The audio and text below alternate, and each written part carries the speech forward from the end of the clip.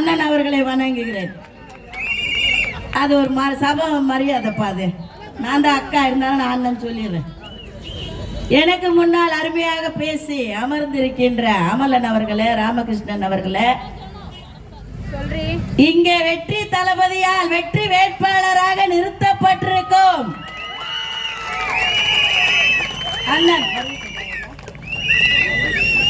அண்ணன் மரிய வில்சன் அவர்களையும் வணங்குகிறேன்.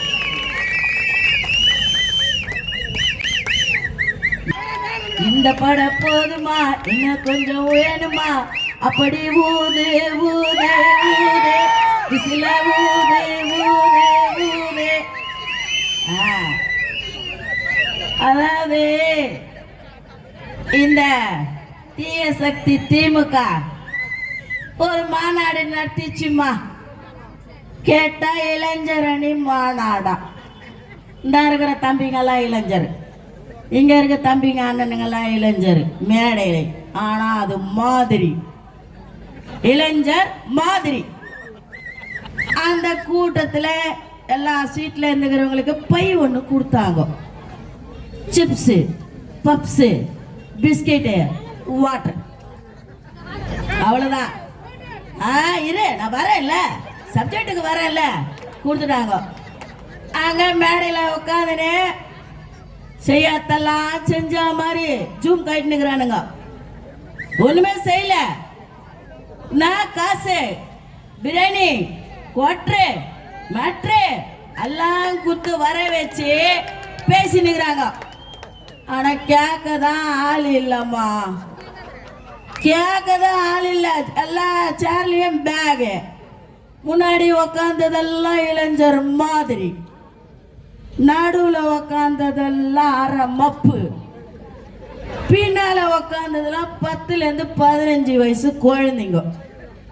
இவங்க பேச ஆரம்பிச்ச உடனே அந்த குழந்தைங்க மொபைல் ஆன் பண்ணி உங்க விஜய் உயிர் என வரனா, உங்க விஜய் உயிர் என வரனா. திமுக மாநாட்டிலே என் தலைவனின் பாட்டு ஒலித்துக் கொண்டிருக்கிறது. இந்த நடுவுல இருந்தாங்கல்ல அவங்க எல்லாம் ஒரே அப்படியே கனவுல இருக்கிறாங்க. ஏன்னா அவங்க அப்பா கனவு காண சொல்லிட்டாருன்னா கனவு கண்டுகிட்டு இருக்காங்க. என்ன பண்ணுவோம், அடுத்து இந்த ஆள் போயிட்டா நம்ம என்ன பண்றதுன்னு மப்புல கனவு கண்டுட்டு இருக்காங்க.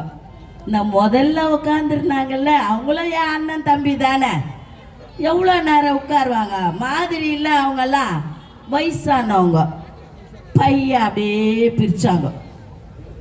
பிஸ்கட், சிப்ஸ், வாட்டர் பாட்டில், கடைசியா ஒரு குவார்டர் பாட்டில பார்த்தாங்க. ரொம்ப சந்தோஷமாயிடுச்சு. தெய்வமே தெய்வமே கண்டு கொண்டேன், உன்னையே தேடினேன் தேடினேன், பையுக்குள் பார்த்தேன் தெய்வமே. கோட்டை கொடுத்து வர வைக்கிற கூட்டம் திமுக கூட்டம், கொள்கையை விளக்க வர வைக்கிற கூட்டம் தாவேக கூட்டம். நம்ம தலைவர் ஒரு படம், நிறைய படம் நடிச்சாரு. அதுல எனக்கு ரொம்ப பிடிச்ச சொல்லுவாங்க, அந்த அவர் கூட இருந்த சக நடிகர் சொல்லுவார், ஆனா அந்த ஏரியால இருந்து வந்து நம்ம பிள்ளைங்களை எங்க அடிச்சுட்டு போயிட்டாங்கண்ணா. அப்படியா, வண்டி அங்க விடு அண்ணா, அவங்க நிறைய பேர் இருக்கிறாங்கண்ணா, வண்டியே விடுற, என்னதான் நடக்கும் நடக்கட்டுமே, இருட்டினில் நீதி மறையட்டுமே, தன்னால வெளிவரும் தயங்காதே, நம் தலைவர் இருக்கிறார் மயங்காதே, நம் தலைவர் இருக்கிறார் மயங்காதே. இங்க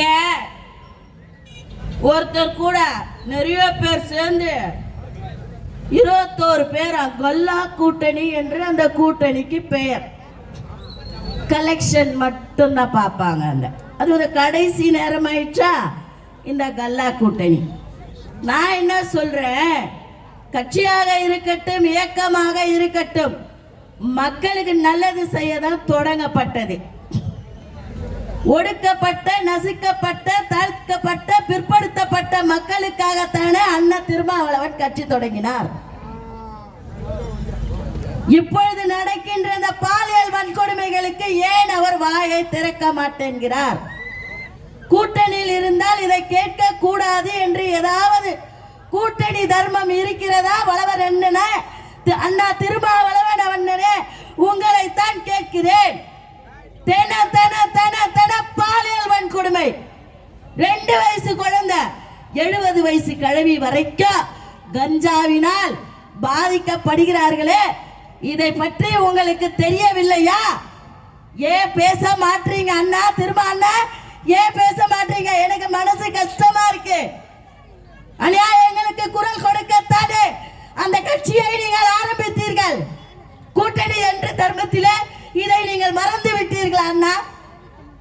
அடுத்ததாக கம்யூனிஸ்ட் இயக்கத்தின் தலைவர் பாண்டியன் அவர்களை இங்கே பேச விரும்புகிறேன்.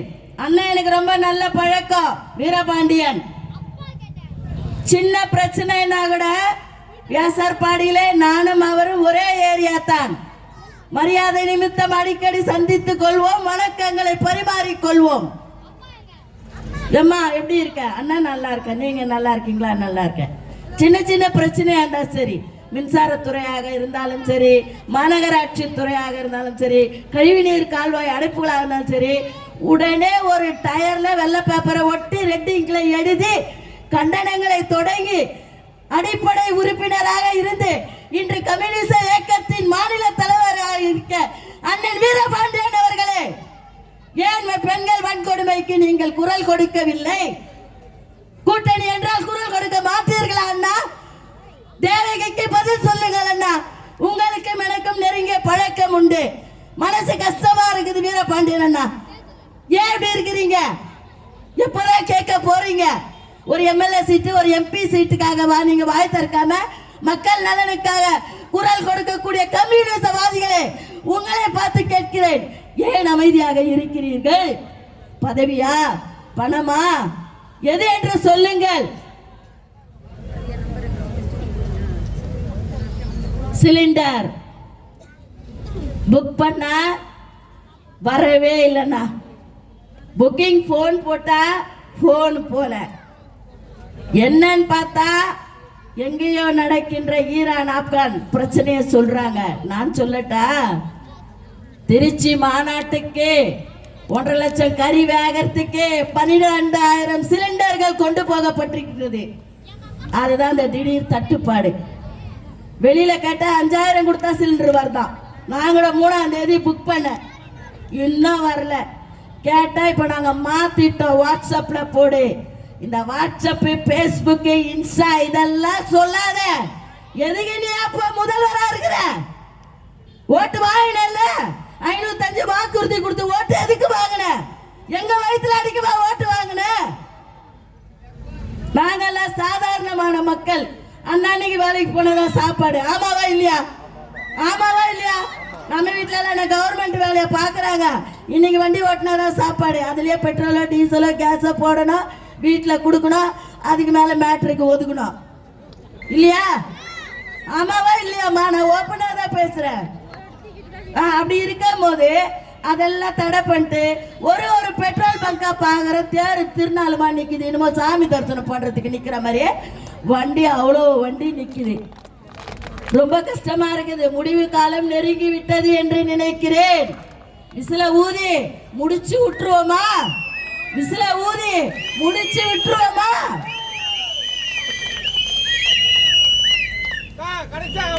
எய்ப்பதற்கே காலம் என்று எண்ணி விடாதே, பொய் எத்தனை நாள் கை கொடுக்கும் மறந்து விடாதே. ஒரு நாள் இந்த நிலைமைக்கெல்லாம் மாறுதல் உண்டு. அந்த மாறுதலை தருவதற்கு தளபதி யார் உண்டு? அந்த மாறுதலை தருவதற்கு நம்ம தளபதி இருக்காங்க.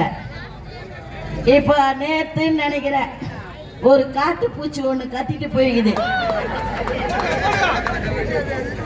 என்னது காட்டு பூச்சி ஒண்ணு, அது இவ்வளவு நாள் அங்க தெரியல, வந்துகிட்டு திருப்பியும் என்ன சொல்லுது, 5000 ரூபாய்.